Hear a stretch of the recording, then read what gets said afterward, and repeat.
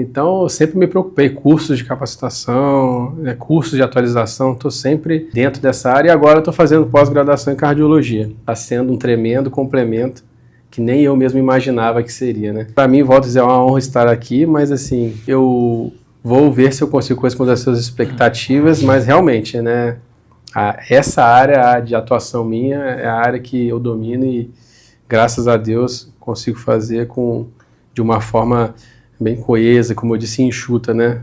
Porque tudo é muito dinâmico hoje em dia, né? A gente tem um volume de pacientes enormes, né? E uma demanda maior do que a gente gostaria. Então a gente tem que dar um jeito de dar conta, né, Bruno? Não tem jeito. Isso até na medicina privada e na medicina pública, então, imagina, né? Assim, essa importância, Léo, da formação do médico, né? O médico que está na emergência, que a gente conversou um pouco, que é a porta de entrada, né? Sim. Eu costumava dizer, isso até é uma frase vinda do meu pai, doutor Eduardo Andréa, quem tiver os médicos aí certamente o conhece no Brasil. Ele falava que assim, a emergência é o cartão de visitas do hospital. Ali é onde você tem que ter os melhores profissionais, os mais bem treinados, a equipe mais bem coesa, porque emergência é emergência. Chegou, até que se prove ao contrário, tem risco de morrer. Então você, já na atuação bem treinada, como você falou, de forma enxuta, saber identificar o que é grave, o que não é grave, a classificação de risco, né? Verde, amarelo, vermelho. Então, o serviço da emergência é um serviço que assim, é cartão de visita. E na época ele se revoltava muito porque, como a gente via muito turnover de médicos, Sim. Aí o pessoal reclamando da emergência, ai, que emergência tá isso, tá aquilo. Quer dizer, devia ser o contrário. O pessoal devia se brigar para trabalhar na emergência. Receber bem, ter um serviço bem, sabe, uma coordenação legal. Isso assim, eu digo no geral, né, como um todo, nos serviços do Brasil, né? Como é que você enxerga essa formação do colega? Como é que ele precisa buscar isso? De que forma? Baseado na sua experiência, até para aconselhar os jovens que estão entrando no mercado. Essa é uma boa pergunta, Bruno, né? Eu hoje em dia trabalho na Unimed Volta Redonda, que é um lugar que se preocupa com isso, né? Com essa questão da valorização do profissional que se encontra na linha de frente, né? A gente tem uma divisão lá que inclusive direciona os pacientes de maior risco para um médico, que geralmente é aquele que está mais capacitado, no caso, para poder intervir em qualquer situação.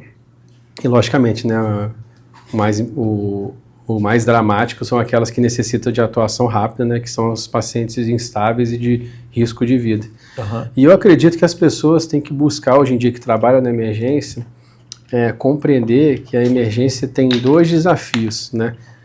Primeiro, você identificar o paciente que precisa de intervenção rápida, e, em segundo lugar, conseguir dar conta dessa demanda grande, priorizando aqueles que realmente precisam, de forma mais rápida. Então, eu poderia dizer para as pessoas o seguinte, para os acadêmicos que estão agora na situação de aprendizado, de treinamento, que eles precisam focar no estudo da fisiologia, das fisiopatologias. Não tem como fugir do conhecimento das doenças mais prevalentes, não tem como.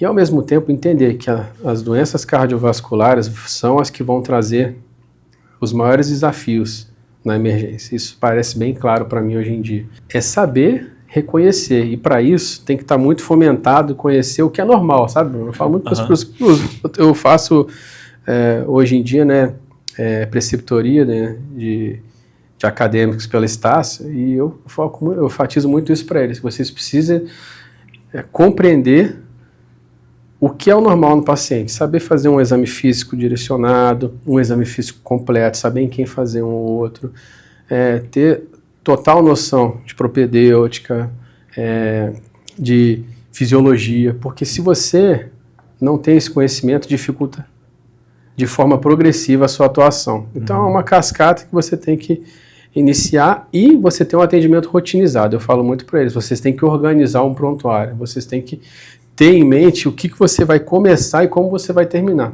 porque senão a gente acaba esquecendo, Bruno, coisas importantes. E o principal que a gente estava conversando, escutar os pacientes, né? A gente tem que deixar os pacientes dizerem o motivo que fizeram. Né? Escutativo. Escutar de fato, não só o que ele está falando como queixa clínica, mas também o que ele está falando por trás. Exatamente. Às vezes até a forma dele dizer, aquela voz trêmula, será que ele está com dor abdominal muito intensa? Ou a grande preocupação, isso que você falou de atender crianças, né? Eu também acho curioso, porque eu também atendo criança com arritmia. E é engraçado porque uma criança doente é a criança e a família toda. Então é todo mundo doente no processo. Exatamente. Né? A gente tem que ter o trabalho de diagnosticar, identificar e ainda explicar, né?